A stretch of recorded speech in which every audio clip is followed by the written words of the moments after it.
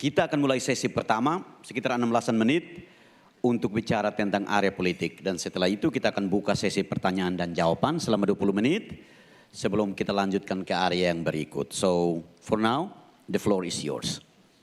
Oke, terima kasih teman-teman. Thank you very much.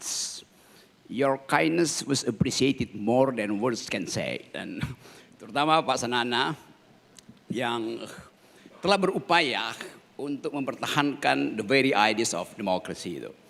Dan para panelis yang pasti akan mengulik-ngulik apa yang saya mau terangkan. Tapi tadi siang itu saya naik ke patung Kristus Raja dan berupaya untuk memahami 25 tahun yang lalu. Apa yang terjadi di tahun 99. Dan saya merasa bahwa saya tahu patung itu didirikan oleh Presiden Soeharto. Oke. Tetapi itu penanda bahwa ada sejarah yang tidak mungkin dihapus. Maknanya bisa kita tafsirkan hari ini. Persahabatan antara Timor Leste dan Jakarta. Jadi selalu ada sejarah yang memungkinkan kita menerima kepahitan. Tetapi bukan dengan dendam pada kepahitan, tapi bergerak ke arah apa tadi istilahnya tuh masa depan apa tadi bahasa Portugisnya tadi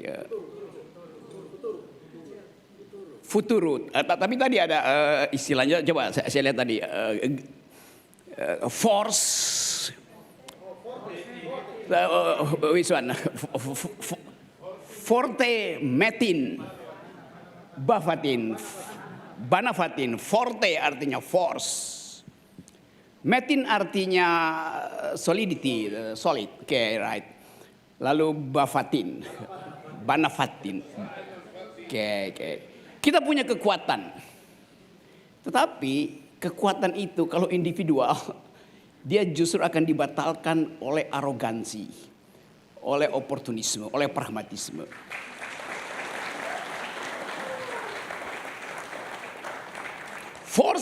Force menjadi force kalau di dalamnya ada metin, right? Metin namanya tadi ya. Kalau ada solidaritas, jadi force hanya mampu untuk diucapkan sebagai energi awal bila dia bergabung di dalam metin. Dan tidak ada gunanya saya punya force, saya punya metin, tapi saya tidak bisa trespass menuju future itu. Jadi saya dapat filosofinya bahwa GMN berupaya untuk menghimpun kekuatan, membuat dia solid dan diarahkan ke masa depan tuh. Dunia juga sedang menghadapi problem. Amerika forceful, Israel forceful. Tapi Amerika mulai kehilangan soliditinya, metin. Akibatnya minggu-minggu ini semua kota besar di Amerika itu bergolak. No solidity at all. Dan orang bertanya, apa masa depan dunia? Kalau setiap hari Israel akhirnya harus berhitung berapa banyak persediaan energi dia untuk menghalangi drone-drone dari Iran. Demikian sebaliknya, berapa lama Iran bisa marah terus-menerus untuk menghujani Israel. So we are talking about global security. Timor Leste, negeri kecil, tapi dengan ide besar. Timor Leste, negeri baru, tapi dengan peradaban lama. Ada force di situ yang dihasilkan oleh nasionalisme untuk menghasilkan liberty. Ada metin di situ yang sekarang sedang diolah oleh GMN supaya anak-anak muda itu punya harapan, punya politics of hope. Jadi menurut saya Timor Leste itu lengkap. Dia punya politics of memory, tapi dia punya politics of hope juga. Banyak negeri punya politics of memory tapi nggak ada politics of hope. Yang lebih penting bagi saya ada tadi itu. Hanya leadership yang mampu menyatukan force, forte, metin dan banafatin. Saya ingin bersama-sama dengan teman-teman Timor Leste untuk menghasilkan leader, bukan dealer.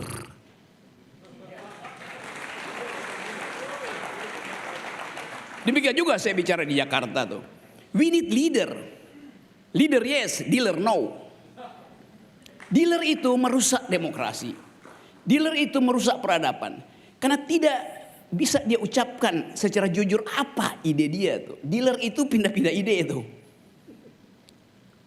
Nah, GMN ini adalah upaya untuk menghasilkan leader, bukan dealer, di dalam public policy. Nah, kalau kita bicara sekarang tentang tema-tema besar dunia. Dunia hari ini, saya berupaya tadi untuk mengikuti grammar di dalam bahasa Portugis tuh. Tapi saya gagal. Tapi bahasa tubuh saya mengerti. Bahasa tubuh Pak Sanana saya mengerti. Bahasa tubuh Adi Marcelina saya mengerti. Bahasa tubuh Jorge udah lama saya mengerti bahasa tubuhnya tuh. Bahasa tubuh itu menyimpan rahasia tentang kejujuran. Politik menutupi kejujuran bahasa tubuh. Nah, kita ingin politik itu diucapkan kembali di dalam kejujuran. Saya tahu di sini teman-teman surplus intelektual, semua di sini pasti pernah belajar filosofi. Pak Sanana pasti mengerti dari awal. The ideas of politics artinya ideas of justice. Tidak ada politik tanpa keadilan. Aristoteles bahkan mengucapkan dengan sangat transparan bahwa hanya di dalam upaya menghasilkan keadilan kita berpolitik. Manusia bukan binatang politik. Manusia binatang yang berpolitik. Yang seringkali selalu ditafsirkan. Begitu ditafsirkan bahwa manusia ada binatang politik, betul-betul manusia berperilaku sebagai binatang. Tapi kalau kita balik pada etimologinya itu, yang disebut oleh Aristoteles, manusia adalah binatang yang berpolitik. Terjemahan Aristoteles pakai istilah political animal. Terjemahannya bukan binatang politik. Karena political itu kata sifat. Jadi manusia adalah binatang yang berpolitik. Dia binatang, genus proximumnya adalah binatang. Lebih dekat dengan binatang. Tapi dia ada pembeda dengan binatang. Diferensia spesifikannya adalah berpikir. Diferensia spesifikumnya adalah membagi keadilan. Jadi kita koreksi dulu kalimat itu. Karena kalimat itu udah jadi obsolete. Manusia ada binatang politik. Akibatnya dia rakus seperti binatang. Kalau kita bilang manusia binatang yang berpolitik artinya kami manusia genusnya binatang. Tetapi berbeda dengan binatang kami menghasilkan keadilan. Itu dalilnya tuh. Dan kita lihat dunia hari ini ada di dalam perebutan ide keadilan. Dunia merasa gerah dengan akumulasi. Setiap tahun Davos itu di ketinggian gunung es di Swiss, seluruh kapitalis dunia itu berkumpul di situ untuk memastikan arah kapitalisme. Kapitalisme yang disebut sebagai World Economic Forum. Yang didirikan oleh orang Jerman itu namanya Klaus Schwab tahun 50. Itu forum para begundal kapitalis.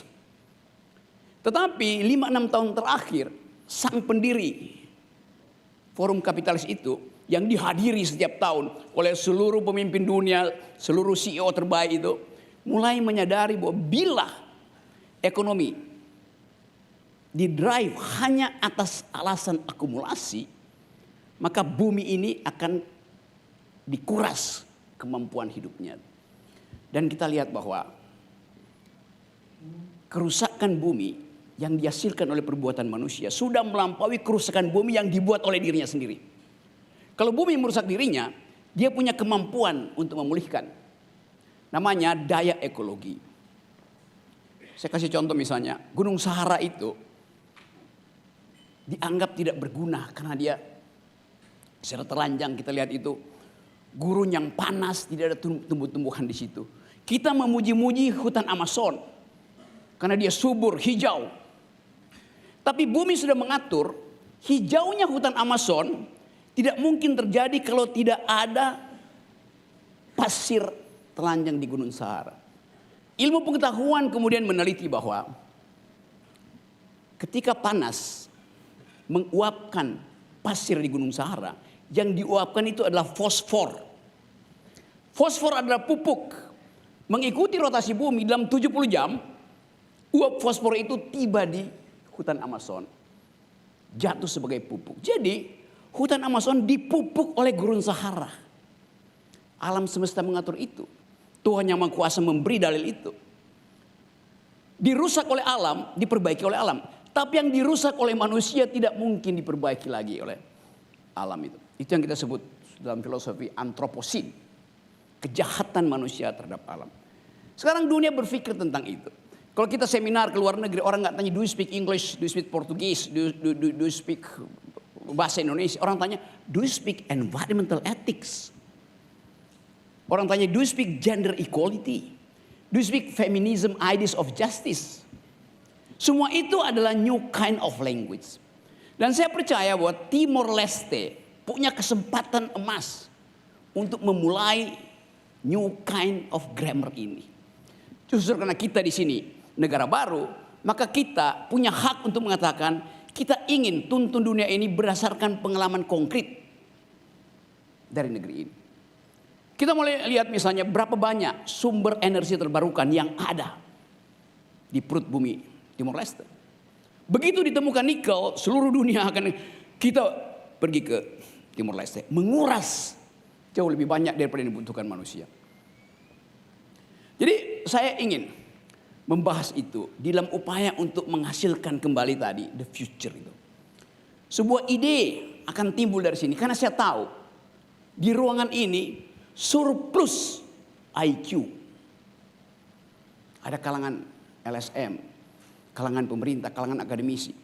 Yang di dalam mungkin 20 jam saya baru ada di sini dan saya bisa rasakan bahwa ada kondisi akademis yang sedang tumbuh di negeri ini. Yang harus ditumbuhkan bersama-sama dengan demokrasi. Tapi justru di situ jebakannya tuh.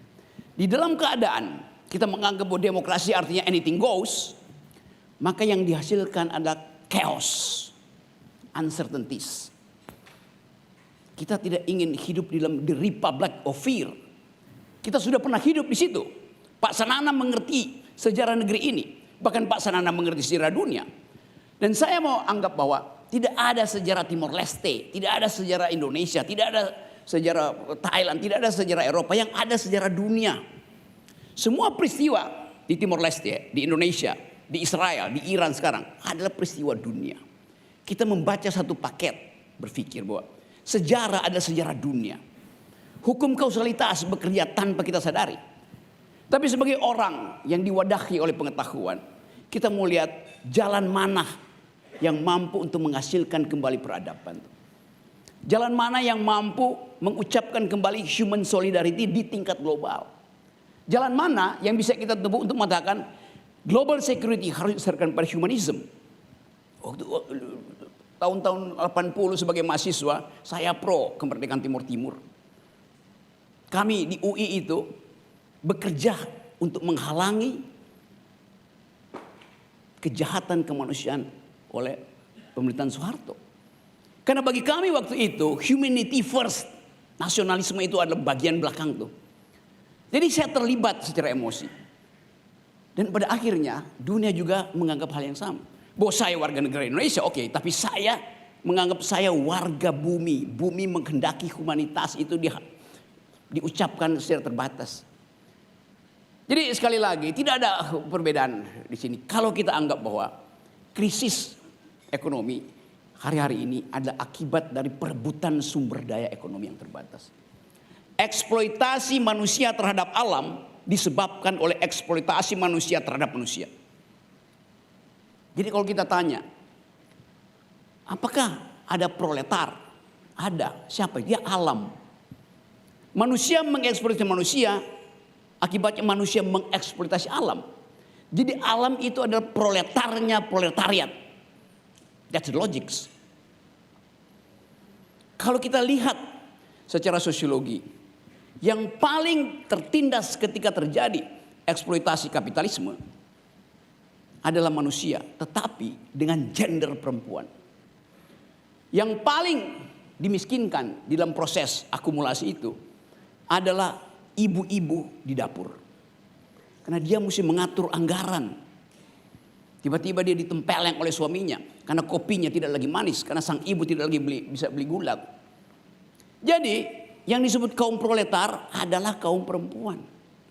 Itu yang disebut sebagai feminisasi kemiskinan, feminization of poverty. Nah, kalau kita bicara tentang keadilan sosial, yang pertama kali merasakan ketidakadilan adalah dua makhluk. Satu adalah pohon, dua adalah perempuan. Kita mau tahu apa peran kita untuk menghasilkan kembali justice itu. Karena itu justice hari ini, politics adalah upaya untuk mendistribusikan justice. Dan keadilan harus tiba pertama-tama di piring ibu-ibu di setiap rumah tangga. Bukan tiba di anggota parlemen, bukan tiba di anggota kabinet. Itu yang namanya keadilan in optima forma. Nah, kesempatan itu terbuka di sini. Karena GMN punya fasilitas untuk diseminasi ideas itu. Bayangkan tadi 24 jam GMN itu bekerja. Untuk apa? Untuk membangun opini publik. Tentang apa? Harusnya tentang justice. Supaya kita akan katakan bahwa melalui GMN, saya bilang, now I do speak environmental ethics. Now I do speak feminist point of view. Now I do speak human solidarity. Now I do speak global security. Jadi tugas peradaban dari GMN, setelah Anda secara nekat ingin menguasai opini publik selama 24 jam, Anda akan ditagih. Whose justice yang akan dipromot oleh GMN. Jadi betul-betul ini satu kesempatan yang baik untuk kita diskusikan apa sebetulnya yang kita inginkan. Supaya GMN ini betul-betul menjadi vehicle. Menyempurnakan ide tentang kemerdekaan manusia, kemerdekaan nasion Timur Leste, kemerdekaan lingkungan, dan semua itu yang kita sebut sebagai new kind of global grammar. Jadi sekali lagi, semua teman-teman saya di sini, saya anggap sebagai sahabat untuk menghilangkan kegelisahan manusia. Kita tahu bahwa sebentar lagi artificial intelligence akan jadi new citizen. Mungkin dalam 2 tahun yang hadir di sini adalah robot yang ingin merasakan apa artinya punya kemanusiaan yang adil dan beradab. Kita khawatir kita akan jadi robot, betul. Tapi satu waktu robot akan khawatir dia tidak bisa menjadi manusia. Ini yang kita sebut dialektik antara teknologi dengan ideologi. Upaya untuk menghasilkan kembali kesejahteraan manusia membutuhkan artificial intelligence. Tapi robot akan bilang, saya mensejahterakan Anda, tapi beri kami rasa keadilan. Rasa keadilan tidak bisa diinstal oleh teknologi. Karena rasa keadilan adalah tatapan mata antar manusia. Bukan statistik yang dibuat oleh pemerintah. Terima kasih.